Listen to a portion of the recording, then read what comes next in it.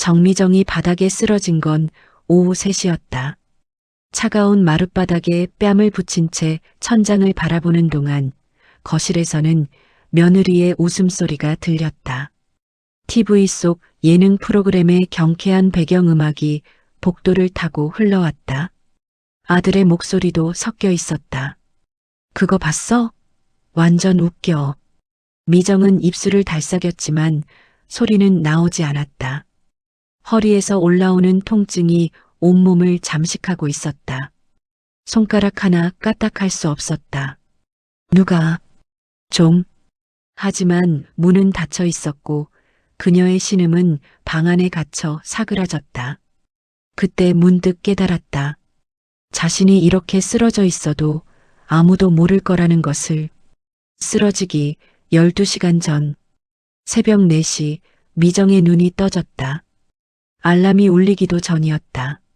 몸이 먼저 기억하고 있었다. 오늘 해야 할 일들을. 사돈집 잔치 준비, 오전 6시까지 도착. 어둠 속에서 몸을 일으키다 허리가 찌릿했다. 미정은 숨을 참으며 천천히 움직였다. 옆에 누운 남편 우석은 코를 골고 있었다. 깊고 평온한 잠. 부엌으로 향하는 복도는 겨울 새벽답게 냉골이었다. 달력이 눈에 들어왔다. 동그라미가 그려진 오늘 날짜. 12월 15일. 자신의 60번째 생일. 미정은 달력을 한참 들여다보다가 주전자를 올렸다. 물이 끓는 소리만이 정적을 깼다. 혹시? 가슴 한쪽에서 작은 기대가 고개를 들었다. 혹시 누군가 기억하고 있을까? 아들이라도 며느리라도 아니면 남편이. 현관문이 열리는 소리가 들렸다. 아들 재훈이 나가는 소리였다. 인사도 없이 미정의 손이 커피잔을 감쌌다. 따뜻함이 손바닥을 타고 올라왔지만 가슴속은 더 차가워졌다. 오늘 내 생일인데. 중얼거린 말은 공기 속으로 흩어졌다. 그리고 12시간 뒤 그녀는 바닥에 쓰러져 있었다. 아무도 그녀를 찾지 않았다. 저녁 6시가 되어서야 재훈이 방문을 열었을 때 미정의 입술은 이미 파래져 있었다. 엄마. 그제야 시작된 비명과 119신고. 하지만 미정의 의식은 이미 아득했다. 마지막으로 본 것은 천장의 형광등이었다.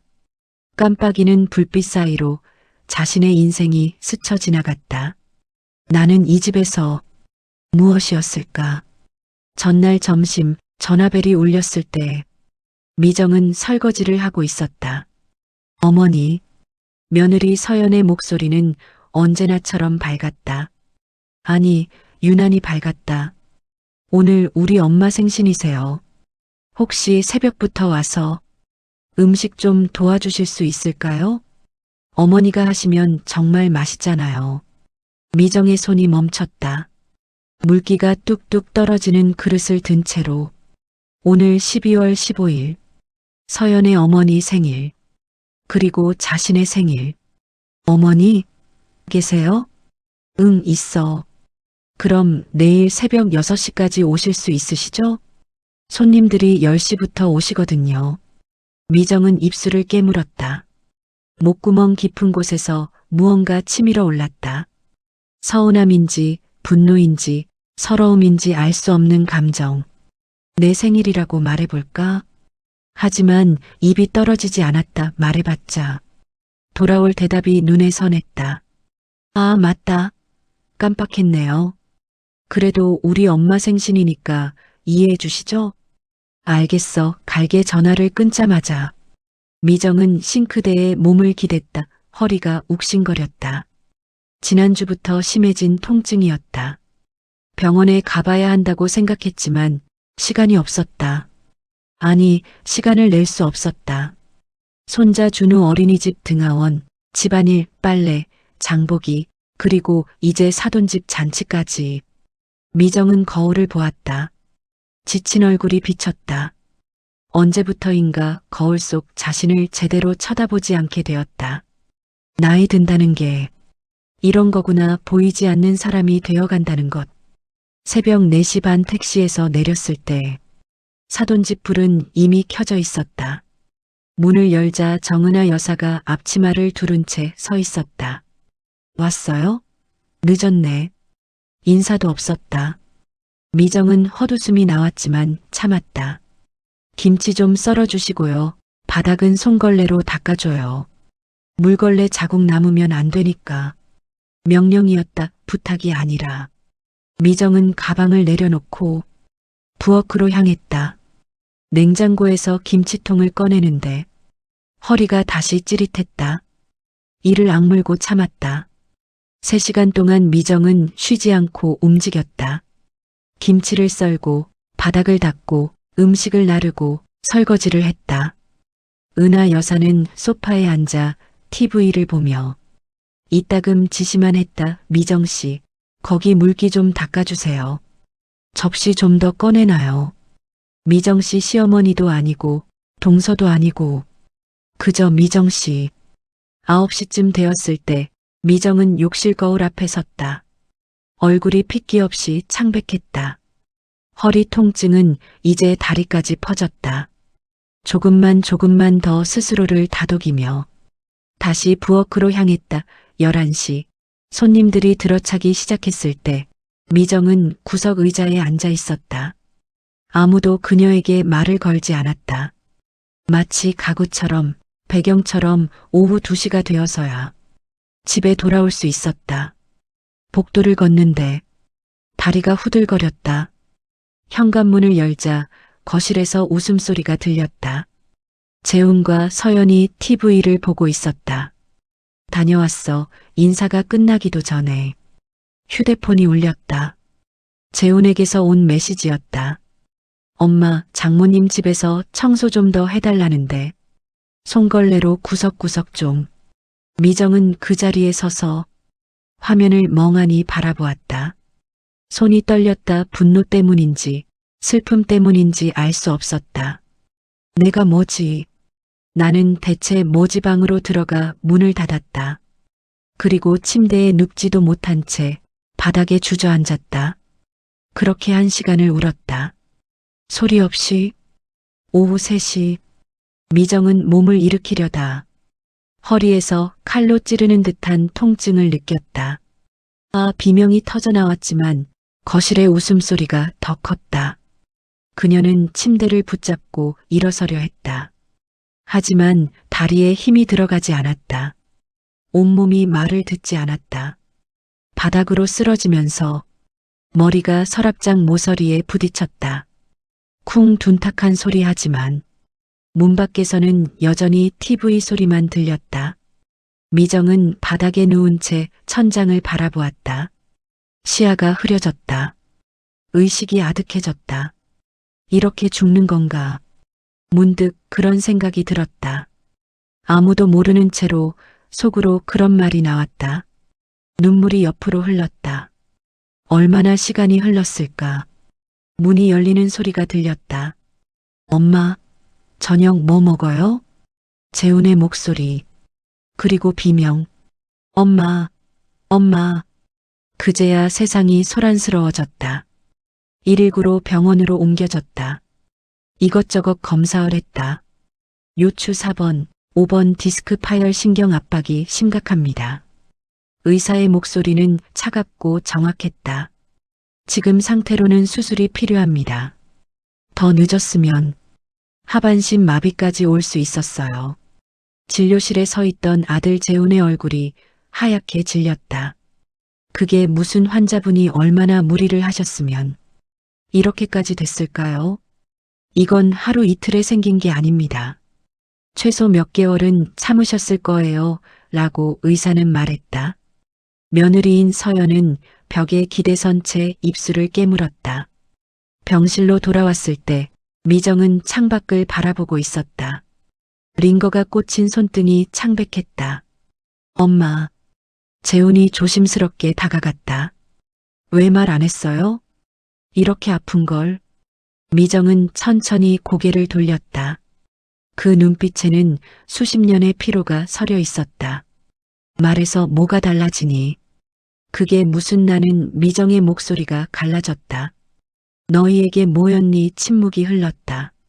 엄마가 아니라 그냥 편한 사람? 부르면 오고 시키면 하고 아파도 참고 힘들어도 말 안 하는 엄마 그런 뜻 아니었어요. 재훈의 목소리가 떨렸다. 그런 뜻이 아니었으면 미정이 아들을 똑바로 바라보았다. 오늘이 엄마 생일인 거 알았니? 재훈의 입이 벌어졌다. 말문이 막혔다. 나도 올해 환갑인 거 알았어? 60년 동안 살아온 사람인 거 기억이나 하니? 서연이 흐느끼기 시작했다. 어머니 정말 죄송해요. 미안하다고 해서 달라질 게 있을까? 미정은 다시 창밖을 바라보았다. 사람이 너무 외로우면 말도 못하는 거야. 나는 정말 너무 외로웠어. 그 말이 병실에 울려 퍼졌다. 수술 후 일주일. 재훈과 서연은 교대로 병실을 지켰다. 식사를 챙기고 몸을 닦아주고 말벗이 되어주었다. 엄마 미역국 먹어봐. 내가 만든 거야. 재훈이 조심스럽게 숟가락을 떴다. 서툰 손놀림이었지만 진심이 담겨 있었다. 미정은 한 숟가락 떠먹고 미소 지었다. 짜다 죄송합니다. 그래도 맛있어. 재훈의 눈가가 붉어졌다. 며칠 뒤 서연이 작은 상자를 들고 왔다.